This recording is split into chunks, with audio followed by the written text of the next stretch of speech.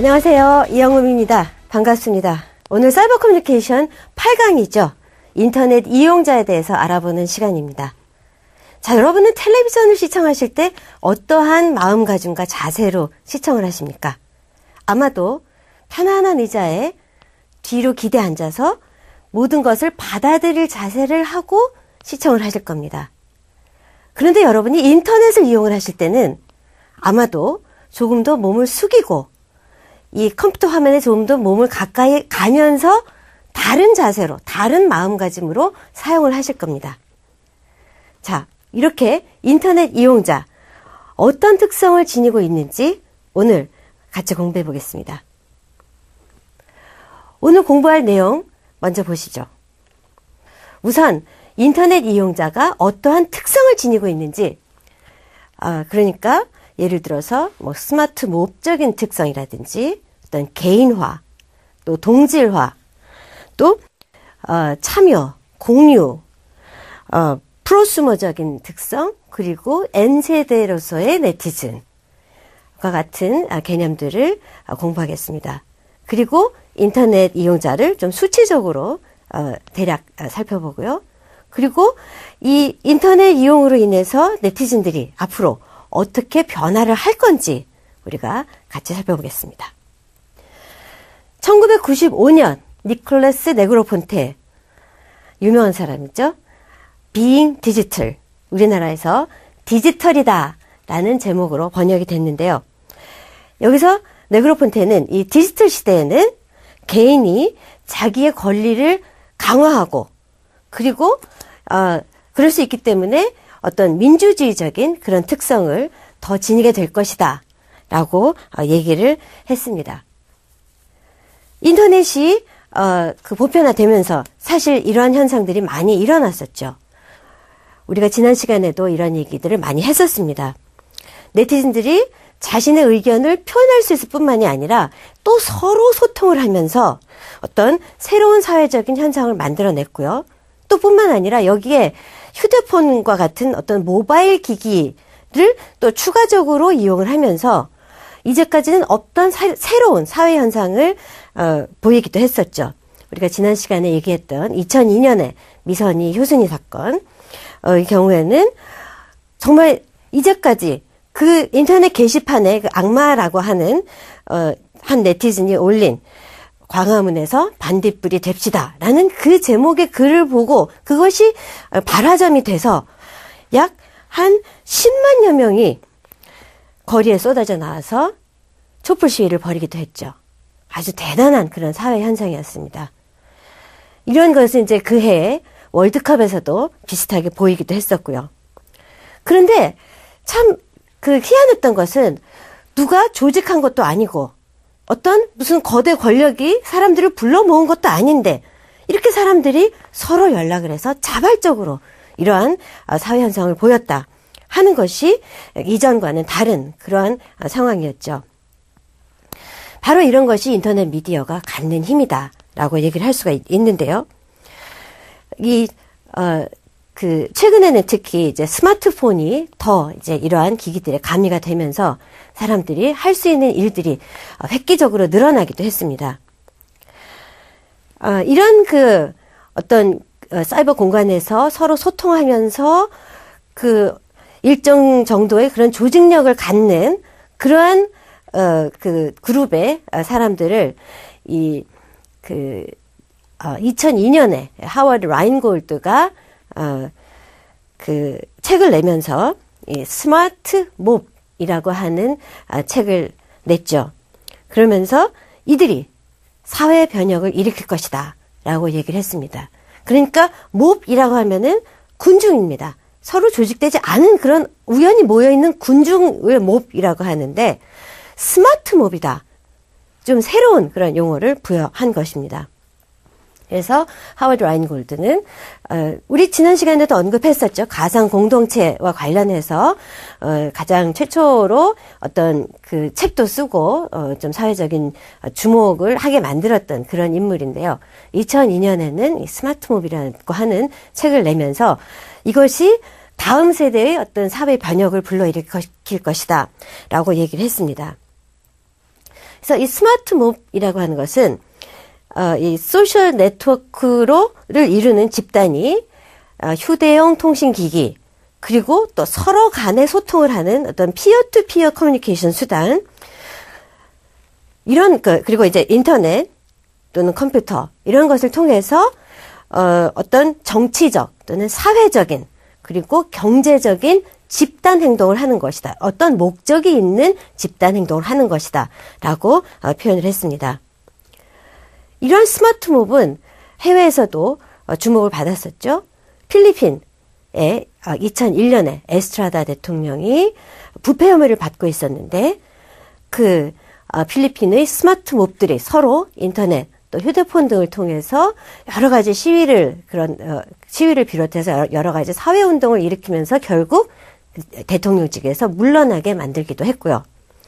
또 사실 그 뒤로 가면 1999년에는 인터넷 사이트에서 그 세계 무역기구 강요회의, 시애틀에서 열렸던 그 무역 자유화를 위한 강요회의에서 무역 자유화에 반대를 하는 그런 시민들이 서로 휴대폰을 통해서 어디로 모여라라고 연락을 하기도 하고, 또 인터넷 사이트를 통해서 서로 정보를 주고받기도 하면서 아주 이제까지와는 다른, 이제까지 볼 수 없었던 거대한 규모의 시위를 또 벌이기도 했었습니다. 이렇게 그 스마트 몹과 대비되는 개념으로 플래시 몹이라고 하는 개념이 있습니다. 글쎄요, 스마트 몹하고 대비된다기보다는 좀 다른 개념인데요. 플래시 몹은 이 공공장소에서 단순히 어떤 재미를 위해서 이 어떤 이벤트를 기획해서 실행하는 이런 집단이다라는 것이 이제 플래시 몹인데요. 우리가 지난 시간에도 잠깐 언급을 했었는데, 이 플래시몹의 시초는 2003년에 그러니까 공공장소에서 이렇게 단체 행동을 한 것이죠. 별 의미 없이 미국의 한 백화점에 한 100여 명이 갑자기 나타나서 사랑의 양탄자를 사고 싶다라는 얘기를 점원들에게 한 10여 분 동안 열심히 하다가 갑자기 사라져서 없어져 버리는 그런 이벤트를 기획을 했습니다. 무슨 목적이 있었냐? 아니죠. 그냥 이벤트, 재미로 기획을 했던 것입니다.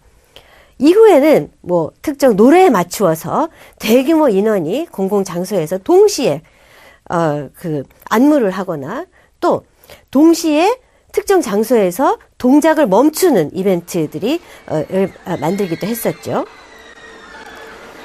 지금 이제 보시는 것이 그 스톡홀름에서 있었던 대규모 플래시몹인데요. 이렇게 지금 이제 보시듯이 뭐 평범하게 지금 일이 진행이 되고 있습니다. 그렇죠? 사람들이 별 다른 그 행동을 하고 있지 않다가 이제 갑자기 어느 순간 어떤 그 시초가 되는 그 어떤 모션을 기점으로 해서 이렇게 대규모 인원이 서로 얘기도 하지도 않은 상태에서 이런 대규모 행사를 벌였습니다. 그리고 이 많은 인원들이 또 똑같은 음악에 맞추어서 똑같은 동작을 하게 됩니다. 그리고 이 동작을 한 다음에는 뭘 하느냐? 아무 일도 없었던 듯이 그냥 흩어집니다. 이런 것들이 이제 바로 플래시몹이죠. 우리나라에서도 이런 이제 플래시몹이 진행이 되기도 했었죠. 우리나라에서는 서울역에서 어떤 대규모 몰에서 그 노래에 맞춰서 춤을 추기도 했었고요. 또 어떤 정지가 되는 이제 그런 장면을 이제 연출하기도 했었고요. 그래서 지금 보시는 것은 2009년에 그 서울역의 이제 모습입니다. 사람들이 이렇게 평범하게 있다가 갑자기 별 다른 일이 없는 듯이 그냥 잘 진행이 되다가 어느 순간 모든 사람들이 딱 약속된 시간에, 서울역은 특히 이제 그 시간이 정확하죠. 약속된 시간에 그냥 하던 동작을 멈춰버립니다. 참 지나가는 사람으로서는 황당한 일이 아닐 수가 없죠.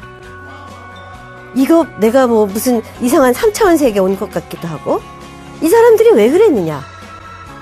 태울 이유가 없는 거죠. 그냥 재미로 이런 이벤트를 만들어낸 겁니다. 이런 것들이 이제 플래시몹인데요. 플래시몹이 특히 이제 어떤 집단적인 그런 행동을 할 때 특정한 목적이 있다든지 또는 어떠한 메시지를 전달을 하려고 이러한 이제 행동을 한다. 그러면 우리는 그것을 스마트 몹적인 특성을 지닌 플래시몹이다. 이렇게 부를 수가 있는 것이죠. 특히 이제 2009년에 마이클 잭슨이 갑자기 사망을 했죠. 전 세계 많은 사람들이 그동안 그 사람을 마이클 잭슨을 별로 좋아하지도 않고 좀 욕까지도 했었던 좋아하지도 않았었던 그런 사람들까지도 참 세계의 별이 떨어졌다 이런 생각을 했는데요. 것을 기리면서 전 세계에서 특정한 일정의 일자에 그 마이클 잭슨의 그 비릿이라고 하는 노래에 맞춰서 그 안무가 좀 독특했죠. 그래서 그런 노래에 맞춰서 비릿 안무를 갑자기 같이 하는 그런 이벤트가 전 세계적으로 수없이 생겨났습니다. 우리나라에서도 생겨났었는데요. 이게 이제 광화문의 모습입니다. 어느 한순간 이렇게 한 사람이 나와서 이 안무를 시작을 합니다. 음악에 맞춰서. 그러니까 음악에 갑자기 이렇게 크게 틀어지는 것이죠. 지나가는 사람들이 잘 영문을 모르는 사람들은 이상하다라고 생각을 하지만 그 주위에 있던 많은 사람들은 이미 사이버상에서 이 플래시몹을 연출하기로 약속이 돼 있던 그런 사람들입니다. 서로 누가 누군지 모르는 상태였죠. 그러다가 이렇게 갑자기 모여서 이러한 춤을 춥니다. 그러다가 이 비릿이라고 하는 그 문구의 의미가 꺼져버려 라고 하는 그런 의미입니다. 그래서 한참 이제 춤을 추다가 이 비릿이라고 하는 그 문구가 나오는 시점에서 갑자기 춤추는 걸 딱 멈춰버리고 그냥 해산을 해버리는 이런 이벤트들. 그러니까 한 몇 초죠? 몇 초 안 되는 굉장히 짧은 순간에 이러한 이 많은 인원들이 동시에 이러한 그 이벤트를 개최를 했었다라는 것을 알 수 있습니다. 또 2009년 10월 그 한국의 유명 아이돌 그룹 2PM이라고 있었죠. 리더 그 박재범이 몇 년 전에 자신의 블로그에 글을 써놨던 것이 이제 문제가 돼서 이제 미국으로 갔을 때 많은 사람들이 돌아와라. 우리는 널 기다리고 있다. 라고 해서 딱 1시 59분에 또는 딱 이제 2시가 되면서 이러한 이벤트를 마련을 했었는데요. 명동에서 정지동작 이러한 그 이벤트를 개최를 하기도 했었고요. 또 이것도 서울의 도심 한복판이었는데 딱 2시가 되면서 그 2PM의 노래에 맞춰서 이제 몇 명의 인원들이 갑자기 지나가는 사람들을 놀라게 하면서 음악을 크게 틀고 그냥 동시에 안무를 같이 하는 그런 이벤트를 벌였습니다.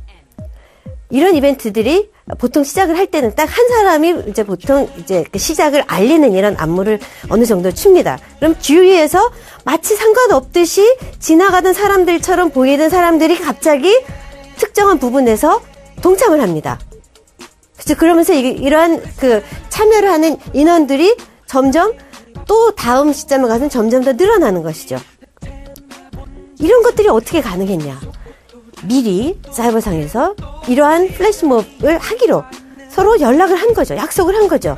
서로 아는 그룹이냐? 그렇지 않습니다. 물론 이 이후에는 이제 특정한 기업에서 어떤 이벤트를 위해서 일부러 어떤 그 상업적인 플래시몹을 연출하기도 했었죠. 어떤 거대한 백화점이라든지 코엑스몰 이런 데서 이제 그런 플래시몹들이 연출이 되기도 했었습니다. 2010년 필라델피아의 흑인 동네에서는 이러한 안 좋은 모습의 플래시몹이 연출이 되기도 했었습니다. 그 거리에서 서로 싸움을 벌이기도 하고, 이제 지금 이제 뉴스 화면으로 이제 보시듯이 수십 명이 또는 수백 명의 그런 젊은이들이 동시에 가게에 들어가서 가게 물건을 약탈을 하는 이런 안 좋은 사회 현상으로까지 번지기도 합니다. 이렇게 인터넷 사용이 확산이 되면서 인터넷 그 관련 기술 그리고 이제 네트워크가 발전이 되고 그러면서 인터넷 이용자들도 이제 진화를 하게 되는 거죠. 그래서 이런 그 여러 가지 집단적인 모습을 보이기도 하는데요. 이런 그 집단적인 행동들은 그 기존의 그런 어떤 대중매체, 텔레비전과 같은 이런 매체의 시청자들과는 달리 그 서로 일정한 교감이 있다는 거죠. 그렇다고 해서 서로 그 전에 그 아주 잘 알던 그런 그 관계가 아니라 사이버상에서 어느 정도의 교감을 바탕으로 이런 공공장소에서 동시에 집단 행동을 하는 것이 가능하다라는 것입니다. 그래서 인터넷을 이용을 하면서 우리도 모르는 사람들과 관계를 맺게 되고 또 어떤 경우에는 오프라인에서는 적극적이지 않던 사람들이 온라인에서는 아주 적극적으로 활동을 하는 경우도 생겨납니다. 자, 어떤 경우에는 그래서 이제 이런 거를 바탕으로 그 사회 참여도 굉장히 활발해지고 또는 또 어떤 경우에는 바람직하지 않은 그런 행동을 보이기도 하는데요. 이런 변화가 무엇 때문일까요? 같이 보시죠. 국경 없는 새로운 종족 네티즌. 네티즌들은 무형의 사이버 공간에서 인터넷 서핑으로 얻은 무한 지식 정보로 무장하며 각자의 취향에 따라 동호회를 만들어 집단 지성을 양산시키고 있다.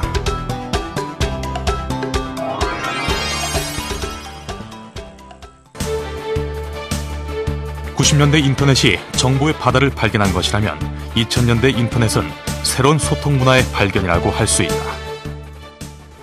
인터넷에서 사람들이 맺고 있는 관계가 이렇게 균등하게 분포되어 있는 것이 아니거든요. 그래서 어떤 사람은 굉장히 이제 예를 들어서 뭐 스타 블로거 이런 사람들, 이런 어떤 사람들은 일반인인데도 불구하고 자기 블로그에 뭐 일촌 친구를 맺고 있는 사람이 10,000명, 20,000명이 된다든가 이런 사람들도 있고요. 이게 과거의 오프라인 사회하고 비교해 보면은 인기 있는 한 명의 보통 사람이 영향력을 행사할 수 있는 수가 옛날에 비해서 엄청나게 늘어났고요. 반면에 그렇지 않은 보통 사람, 그냥 진짜 이제 그야말로 평범한 사람하고의 격차도 그만큼 옛날하고 이제 커진 것이죠. 이런 인터넷의 허브라고 할까요? 이런 허브들이 곳곳에 있어서 대개 이제 사람들이 어떤 패턴으로 관계망을 넓혀가느냐면은 한 명의 허브랑 관계를 맺게 되면 그 사람하고 가까운 관계에 있는 다른 사람들에 대해서 알게 되거든요. 그럼 집중적으로 그 분야의 사람들을 이제 흡수하게 되는 거죠. 그리고 또 다른 한 명의 허브랑 관계를 맺게 되면 이 두 명의 허브는 서로 다른 분야에 있는 사람들이에요. 그럼 다른 허브랑 관계를 맺게 되면 그 주변의 사람들을 또 하고 교류를 하게 되고 이런 식으로 이질적인 영역에 있는 사람들을 옛날보다 훨씬 더 효율적으로 만날 수 있는 관계망의 구조가 한편으로는 있고요. 다른 한편으로는 아무래도 온라인을 통한 만남이기 때문에 만남에 드는 시간적이고 정신적인 비용이라고 할까요? 이런 게 옛날보다는 훨씬 낮거든요. 그러니까 옛날에는 사람들이 자기랑 직접적으로 이해관계가 있거나 업무상으로 얽혀 있거나 이런 사람들이 아니면 만나기 어려웠었는데 이제는 온라인에서 클릭 몇 번으로 만날 수 있다면 굳이 안 만나야 할 이유가 없죠. 2002년 노무현 대통령 당선과 2008년 촛불 집회, 그리고 저 멀리 미국 버락 오바마 대통령 당선까지 우리 사회를 바꿔놓은 큰 사건들은 인터넷을 떼어놓고 얘기할 수 없게 됐다.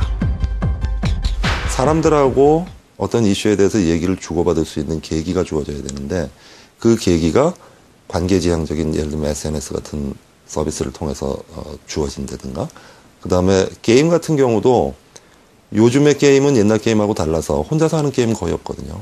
다 인터넷을 통해서 여러 사람과 동시에 어울려서 게임을 하게 되는데 이게 게임만 하고 끝나는 게 아니라 게임이 일종의 커뮤니케이션 도구로 사용되는 경우들이 굉장히 많은 것 같아요. 특히 젊은 세대로 가면 갈수록. 그래서 어떤 경우에는 게임을 목적으로 게임에 접속하는 게 아니라 마치 옛날에 채팅하듯이 게임을 틀어놓고 친구들하고 얘기를 한다든가 이런 경우들이 점점 늘어나고 있는 것이 이게 영향을 미치고 있는 게 아닌가 이런 생각이 듭니다. 그래서 인터넷에 참여하는 사람들이 다 정치적인 사람들이고 혹은 뭐 어떤 특정한 정파를 지지하는 사람들이고 이런 사람들이 아니라 인터넷을 통해서 자기 입장을 만들게 되거든요. 어떤 이슈에 대해서 어느 방향으로든지 자기 입장을 만들게 되는 효과가 있고 그러다 보니까 인터넷을 사용하는 게 의도하지 않게 정치적인 효과를 가지게 되는 그런 경향이 있는 거죠. 사이버 세상이라는 가상 공간에서 만난 네티즌들은 유대관계를 맺고 서로의 관계를 확장시켜 나간다. 그리고 그것은 새로운 공동체로서의 역할을 하며 인터넷상에서 새로운 권력을 창출하고 있다. 인터넷에서는 아까 말씀드린 이런 관계 지향성 이런 것으로 인해서 사람들이 어떤 의견을 가지게 될 확률이 높은데 그 의견 자체는 이 방향으로 갈 수도 있고 저 방향으로 갈 수도 있어요. 근데 오프라인의 특성이 이 인터넷에 이렇게 갈 수도 있고 저렇게 갈 수도 있었던 여론의 향방을 결정하는 데 굉장히 많은 영향을 미치는 거죠. 특히 SNS와 같은 웹 2.0 서비스는 우리 보통 얘기하듯이 개방, 참여, 공유 이런 것들을 기본적인 정신으로 하고 있고 그런 행태를 나타내지 않습니까? 그러다 보면 오프라인 사회에서 개방과 참여와 공유와 이런 것들이 충분히 이루어지지 않을 때 인터넷 온라인상에서는 오히려 그것을 대체할 숨 쉴 수 있는 공간이 필요하니까 오프라인에서 그런 것들이 충분히 이루어지지 않으면은 온라인에서 사람들이 그것을 대체하게 되거든요. 특정한 구조를 가진 관계망에 들어가게 되면 사람들이 똑같은 의견을 내더라도 어떤 경우에는 그냥 조금 의견이 끌어오르다가 잠잠해지는데 똑같은 사람들이 다른 종류의 관계망에 들어가게 되면 똑같은 의견을 내더라도 이것이 하나로 폭발적으로 이제 표출되게 되는 그런 결과를 가져오는 경우들이 있는데 인터넷이 지금 이 후자에 해당하는 구조를 가지고 있었거든요. 그렇기 때문에 어떤 경우에는 바람직한 방향으로 어떤 경우에는 바람직하지 못한 방향으로 어느 방향이 됐던 폭발적으로 의견 표출을 가져오는 그런 것들이 있어서 우리가 많은 사람들이 그동안 이제 당황도 했었고 그랬었죠. 이동하면서 자유로이 인터넷을 할 수 있는 시대가 열리고 소셜미디어라는 형태로 나타나는 새로운 인터넷 시대. 누리꾼들의 이용 행태는 또 어떻게 변할까? 인터넷으로 인해서 이런 그 집단 행동뿐만이 아니라 또 어떤 면에서는 개인화가 가속화되기도 했습니다. 인터넷, 이 네트워크 사회가 되면서 이 대중사회가 이제 그 끝이 났다. 그러니까 이 네트워크 사회는 대중사회와는 단절이 되는 별개의 그런 특성을 지니는 그러한 사회입니다. 그러니까 이 대중사회와 단절이 됐다라는 측면은 여러 사람들이 동시에 같은 콘텐츠를 시청하는 그런 현상에서 벗어났다라는 의미가 되는 것이죠. 또 이 여러 사람이 그 시청만 하는 것이 아니라 자신의 그런 어떤 의견이나 또는 자신이 가지고 있는 정보를 제공을 할 수도 있게 됐다라는 것을 의미하기도 하는데요. 그러므로 해서 인터넷 1인 미디어의 시대가 도래했습니다. 즉, 이 공급자 중심의 문화가 아니라 이 개인의 취향에 맞는 정보를 제공하고 개인이 자신의 취향에 맞는 정보를 또 도로 제공을 하는 그런 현상이 급속히 진행이 됐죠. 그래서 이 대중사회 특성, 동시성, 그리고 즉각성, 그러니까 텔레비전으로 동시에 즉각적으로 막 여러 정보를 받아보는 것이 아니라 어떤 데이터베이스에 정보가 저장돼 있어서 그거를 선택을 해서 그리고 항상 준비되어 있어서 내가 원할 때 언제든지 가서 볼 수 있는 상시성, 선택성 중심의 그런 문화로 이동을 했죠. 그리고 그래서 이 이용자, 개인의 선호도, 개인의 니즈에 맞춘 그런 문화가 보편화되고 있습니다. 텔레비전을 시청할 때는 여러 사람이 거실에서 공동으로 시청하게 됩니다. 그게 대중매체였죠. 반면에 인터넷의 경우에는 지금과 같이 이렇게 혼자서 방에서 좀 앞으로 숙여서 이용을 하게 됩니다. 그렇죠? 그래서 이렇게 인터넷의 확산과 더불어서 이 개인의 미디어 이용 패턴이 점점 개인화되는 그런 추세를 보이고 있습니다. 텔레비전의 경우에는 소위 린백 미디어다.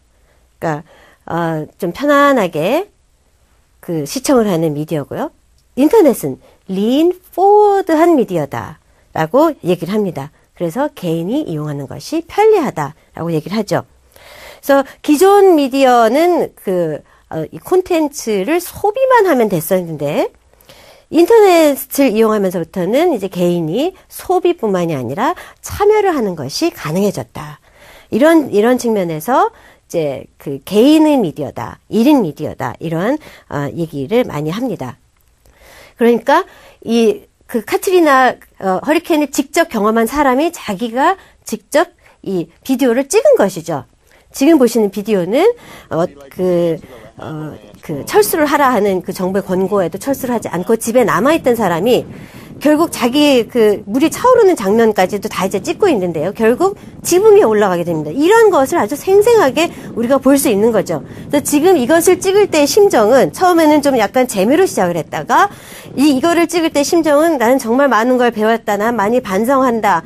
이러면서 내가 살아있는 게 다행이다. 이런 정도의 얘기를 하게 됩니다. 그러면 우리는 그 어떤 뉴스가 전하는 것보다도 훨씬 더 생생한 이 허리케인의 그 영향력이라든지 이 허리케인의 위험 이런 것들을 이제 우리가 느낄 수가 있죠. 이렇게 개인이 찍었기 때문에 화면이 아주 불안정하기도 하고 그렇습니다. 2007년 4월 이 한국인터넷진흥원의 조사에 의하면 인터넷 이용자의 한 74%가 월 1회 이상 이런 UCC를 보거나 유튜브와 같은 그런 사이트, 판도라와 같은 그런 사이트가 되겠죠. 이용했고 51.1%가 이런 UCC를 생산해 본 경험이 있다라고 얘기를 했습니다.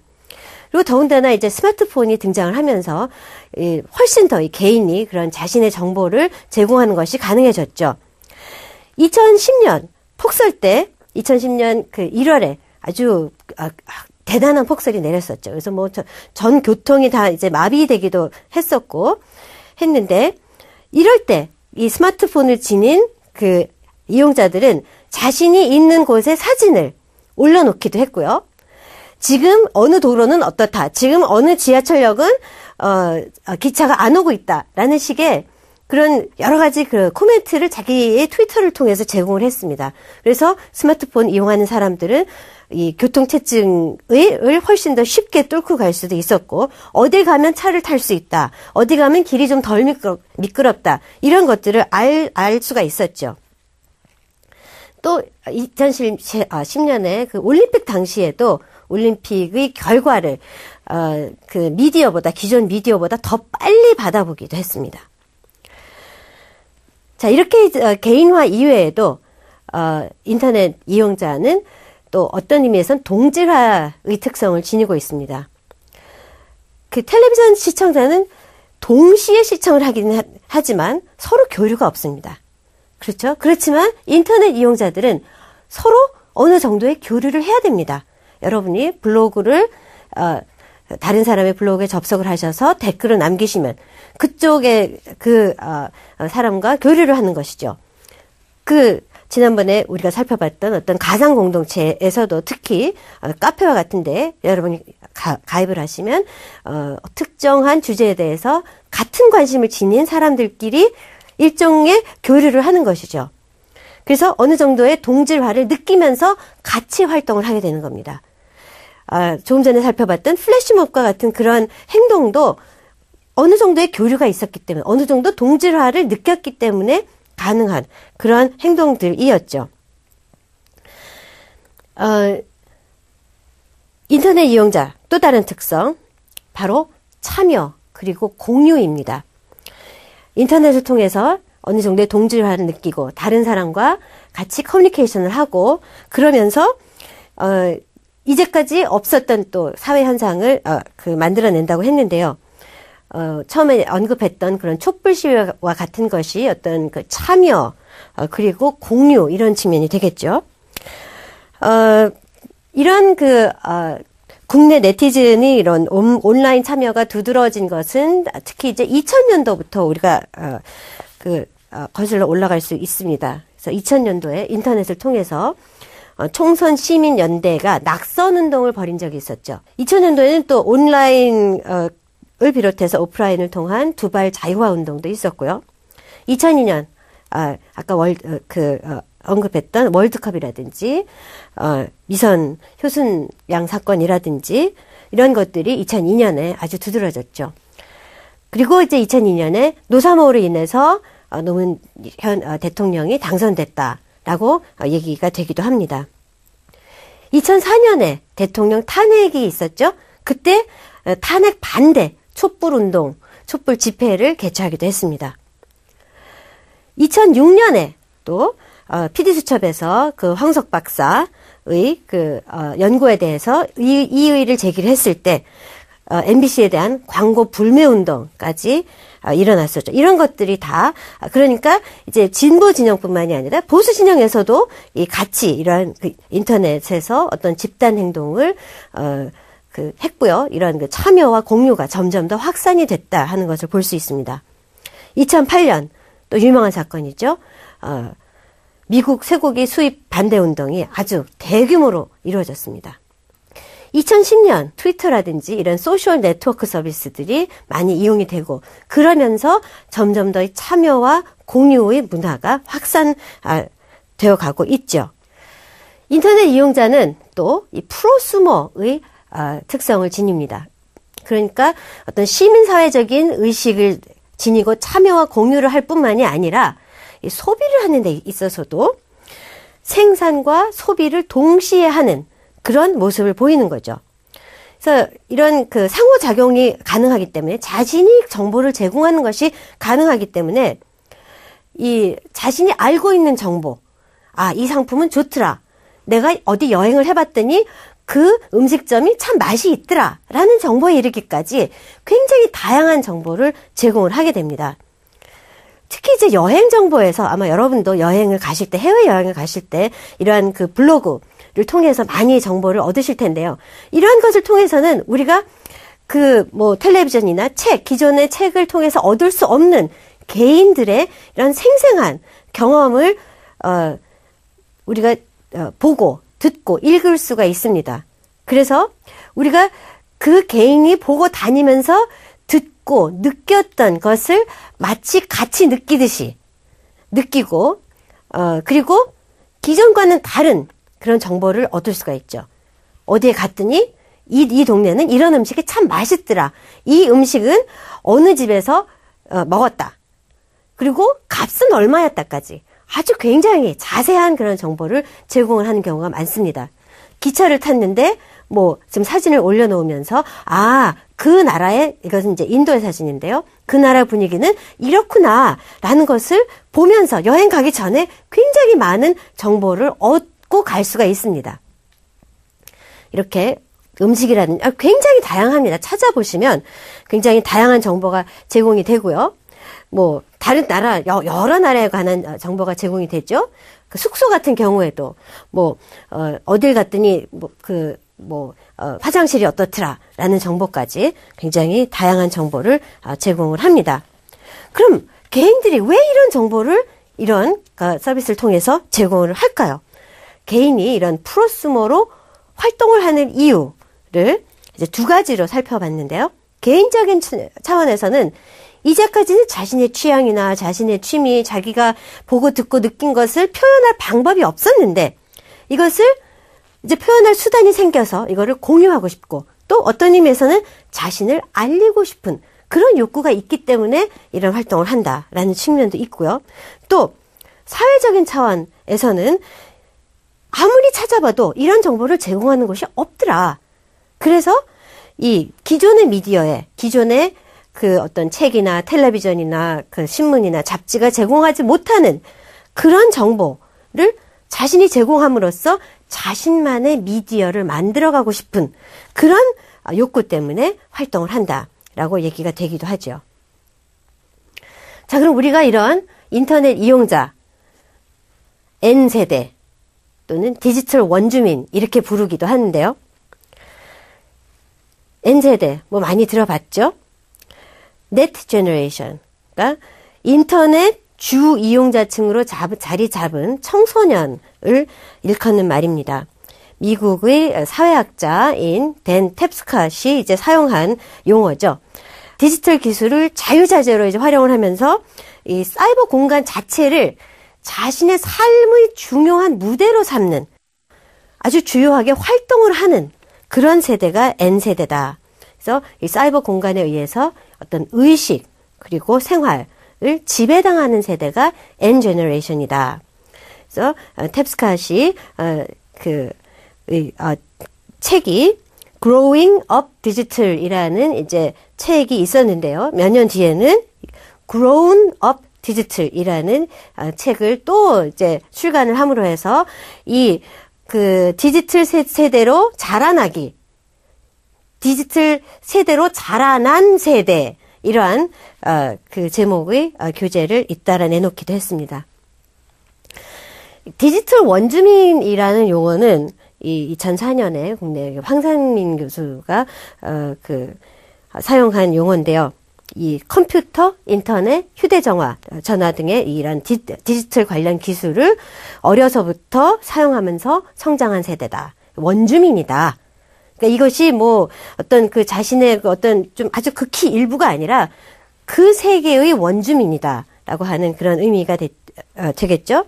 그래서 이러한 그 디지털 원주민의 그 단적인 그런 생활상을 보여주는 것이 아마 세컨드 라이프를 이용하는 세대가 아닐까 싶습니다. 세컨드 라이프는 국내보다는 사실 외국에서 더 많이 사용이 됐었던 그런 그 서비스인데요. 그 디지털 사이버상의 서비스인데요. 그러니까 사이버 공간에서 자기가 전혀 새로운 그 아이덴티티를 만들어내는 겁니다. 뭐 이쁘고 뭐 어떠한 가족을 가지고 있고 뭐 어떤 집을 가지고 있고 그래서 그 세계에서 자기가 뭐 쇼핑도 하고 뭐 다른 사람과 교류도 하고 그러는 그야말로 제2의 인생을 살아가는 그런 모습을 보이는 세대가 바로 이 세컨드 라이프를 이용하는 세대다. 그러니까 인터넷을 삶의 한 양식으로 활용하는 집단이다. 그러니까 뭐 디지털 원주민, N세대 다 비슷한 그런 모습을 지니고 있습니다.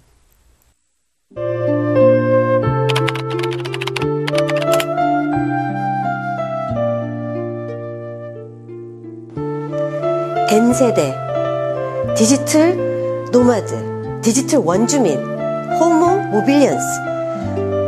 우리 주위에 이렇게 디지털 기기와 스마트폰의 보급과 더불어서 새로운 인류가 나타나고 있고 이들이 만들어내는 새로운 문화가 우리 주위에 많이 퍼져 있습니다. 자, 여러분도 이런 문화에 동참해보지 않으시렵니까? 자, 그러면 우리가 인터넷 이용자를 통계로 한번 살펴보겠습니다. 먼저 인터넷 이용률을 살펴보죠. 2000년도 인터넷 이용률 전체적으로 보면 45% 남짓했습니다. 그 이용률이 점점 더 늘어나면서 2004년 70%, 2009년에 들어서는 거의 한 80%에 육박하는 그런 이용률을 보이고 있습니다. 이건 만 6살 이상의 인구에서 그렇고요. 특히 이제 그 학생들 집단으로만 보자면 국내에서는 거의 한 100%의 이용률을 보이고 있습니다. 성별 인터넷 이용률도 한번 살펴볼 텐데요. 지금 보시면 이 남성의 이용률이 여성의 이용률보다 대체적으로 높습니다. 또 이런 기술적인 측면에 있어서는 이제 남성들이 이용률이 더 높다라는 것을 알 수 있습니다. 연령별로도 굉장히 차이를 보이죠. 옛날에 비해서는 이제 많이 60세 이상의 이용률이 높아지기는 했습니다만 아직 이렇게 보시면 한 40대 정도까지는 상당히 높은 이용률을 보이는데 40대 이후에는 급격하게 떨어집니다. 그런데 최근 두드러진 현상 중에 하나가 50대에 있어서 2008년하고 2009년만 해도 아주 굉장한 그 점프를 보이고 있죠. 48.9%에서 52.3%로 올라가고 있는데요. 이거는 다른 연령대의 증가세보다 훨씬 더 높습니다. 그만큼 이제 고령화된 이런 세대에서도 인터넷 이용률이 높아지고 있다라는 것을 알 수 있습니다. 인터넷 이용 목적을 살펴보면은요. 가장 많은 것이 물론 자료 그리고 정보 획득 또 이에 못지않게 여가 활동 그리고 이 커뮤니케이션 그러니까 이메일이나 메신저를 하기 위해서 인터넷을 이용한다라는 것이 이제 보편적이고요. 특히 인터넷에서 이런 경제 활동을 하는 것도 거의 50%가 넘었습니다. 또 교육, 학습 이런 것도 인터넷이 많이 이용이 됩니다. 심지어는 인터넷에서 구직 활동까지 한다. 물론 아주 굉장히 적은 퍼센트이긴 합니다만. 그래서 인터넷은 이제 주로 어떠한 목적에 이용이 되고 그럼에도 불구하고 다른 굉장히 다양한 목적으로 이용이 되고 있다 하는 것을 알 수 있습니다. 자, 이렇게 인터넷 이용자들에 대해서 우리가 살펴봤는데요. 그렇다면 이런 인터넷을 이용을 하면서 네티즌들이 과연 어떻게 변화를 할 것인가? 우리 사회가, 이런 네티즌들이 살아가는 우리 사회가 어떻게 변화를 할 것인가에 대한 의견이 이제 몇 가지가 있습니다. 이 인터넷이 기존에 인간이 가지고 있었던 그 자기 자신을 표현하고 싶은 그런 욕망을 그냥 표현하게 해준 그냥 수단을 제공을 해줬다. 그러니까 인터넷이라고 하는 이런 기술 발전으로 인해서 우리가 기존에 이미 갖고 있었던 성향을 그냥 드러낼 수 있게 되었다라는 의견이 있는가 하면, 인터넷을 이용함으로 해서 그것을 이용하는 사람들의 사고방식, 견해, 생각, 어떤 그러니까 그 사고방식이라고 하면 그 생각하는 방법까지도 달라진다 하는 그런 의견이 있습니다. 책을 읽을 때는 처음부터 끝까지 딱 순차적으로 읽습니다. 리니어한 세상에서 이거 했다가 저거 했다가 앞뒤로 그 순서가 없이 뒤죽박죽돼서 여러 사이트를 동시에 이용을 하죠. 인터넷에서 이것저것 클릭을 하면서 이용을 합니다. 그렇게 되면서 인간의 어떤 선형적인 사고방식 자체가 바뀌었다. 굉장히 그런 다차원적인 사고방식, 다차원적으로 인간이 생각을 하게 됐다. 라고 하는, 얘기가 있습니다. 그래서 이 미디어에 의해서 미디어를 수단으로 이용하느냐, 미디어에 의해서 어떤 인간의 특성 또는 사회의 특성이 결정되느냐에 대해서 의견이 분분한데요. 사실 이것에 대해서 정확하게 어떤 결론이 나지는 않았습니다. 그렇지만 인터넷 이용으로 인해서 인터넷 이용자가 아주 많이 변화를 했고, 또 이 사회 변화도 아주 큰 사회 변화도 있었다 하는 것은 부인할 수 없는 사실인 것 같습니다. 오늘 인터넷 이용자 얘기를 하면서 1인 미디어 얘기를 했습니다. 1인 미디어는 이제 궁극적으로 인터넷 언론으로까지 발전을 하고 있는데요. 다음 시간 인터넷 뉴스에 대해서 살펴보겠습니다. 여러분 수고 많으셨습니다. 인터넷 이용이 확산되면서 네티즌들은 자신의 의견을 자유롭게 표현할 수 있게 되었을 뿐만 아니라 사이버 공간에서 서로 소통하며 네트워킹을 할 수 있게 되었습니다. 스마트몹은 소셜 네트워크를 이루는 집단이 휴대용 통신기기, 보편적으로 이용 가능한 컴퓨터, 피어투피어 소통수단 등을 이용해서 정치, 사회, 경제적 집단 행동을 하는 것을 말합니다. 인터넷 이용자들은 개인화되고 있습니다. 텔레비전이 린백 미디어라면 인터넷은 린포워드 미디어이기 때문에 개인적 이용이 편리합니다.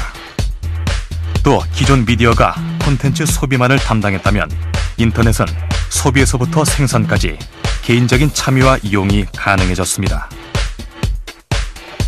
텔레비전이 이질적이고 분절적인 대중을 상대로 한 미디어인 반면에 인터넷은 동질적인 문화, 생각을 가진 사람들이 카페나 커뮤니티를 구성해 함께 만나고 소통하는 미디어입니다.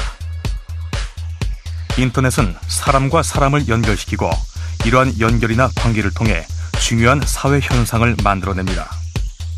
또한 인터넷을 통해 이용자들이 촛불 시위 등의 새로운 상징을 창출해내면서 미디어 수용자를 적극적인 미디어 이용자로 변화시키고 있습니다. 인터넷은 이용자들을 생산과 소비를 동시에 하는 프로슈머로 변화시키고 있습니다. 개인적 차원에서 이용자들은 자신의 취향을 다른 사람과 공유하고 자신을 세상에 알리기 위해 프로슈머 활동을 하며, 사회적 차원에서는 기존 미디어에 만족하지 못하는 네티즌이 자신만의 미디어를 만들어가고 있습니다. N세대는 인터넷 주 이용자층으로 자리잡은 청소년을 일컫는 말이며, 디지털 원주민은 컴퓨터, 인터넷, 휴대전화 등의 디지털 기술을 어려서부터 사용하면서 성장한 세대를 지칭합니다. 인터넷 이용이 커뮤니케이션 수단의 변화인가 아니면 미디어 수용자의 본질적 변화인가에 대한 의견은 분분합니다. 다만 인터넷이 이용자의 잠재적 욕구를 표출할 수 있는 수단으로 사용되고 있고, 인터넷 이용으로 사용자의 생각이나 견해, 심지어 사고방식까지 변화시킨다는 의견들을 볼 때 인터넷이 커다란 사회 변화를 일으키고 있음은 틀림이 없습니다.